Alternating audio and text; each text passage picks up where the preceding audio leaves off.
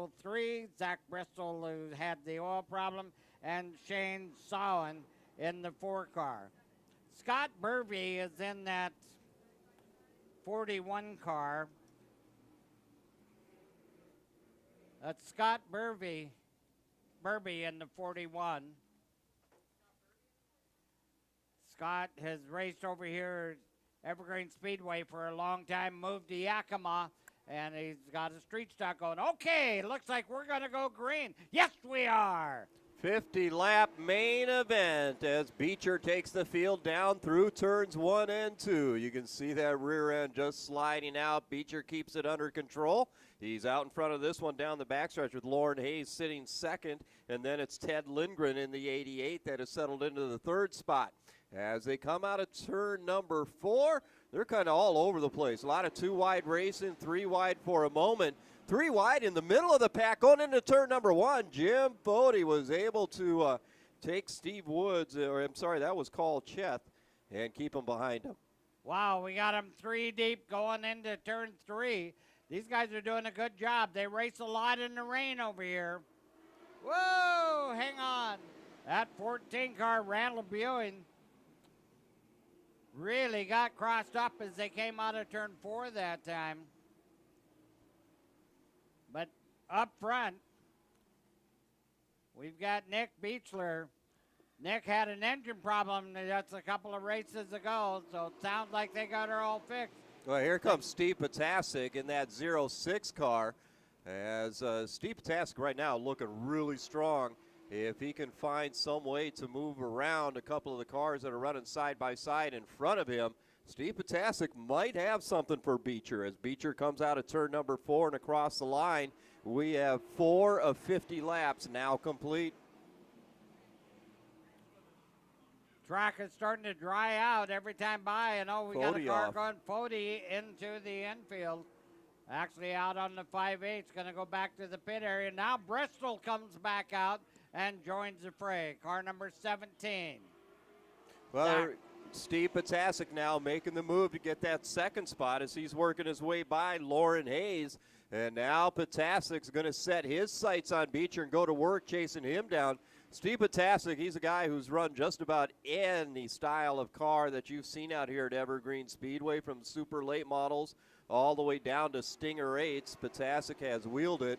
Very talented driver, and we see him now peeking to the inside of Beecher as they make their way off of 2, heading down the backstretch. Bristol up high, 3 wide momentarily, but they're going to clear them, and Potasic just stormed out into the front of this one. Well, Jensen built that car, and what a street stock it is. That car is built like most super late model cars. Take a look at it after the races, get a chance to go down into the pit area. That is a beautifully constructed and built car. Yeah, Jesse does good work. Okay, Potasic now is your leader. Got about a 3, 4, 5 car length lead. Looks like Bristol has the oil leak fixed, but they're racing without a hood on there. Well, a sticky situation as the field's working their way by Scott Burby, just kind of the way that it set it up.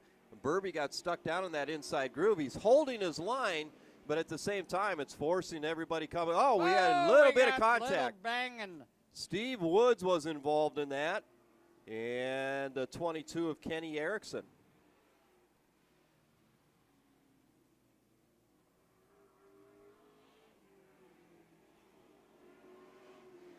So Potasic kind of out by himself, and then you got a group of cars, 5 or 6 strong behind him, and then a little bit farther back, you got another pack, about 5 strong. So a lot of good stuff happening behind Potasic, and that's kind of the way he likes it, keep it all behind him.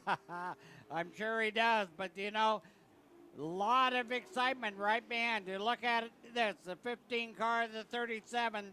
They're side by side. Now that is for position, and they're trying to do it in the rain.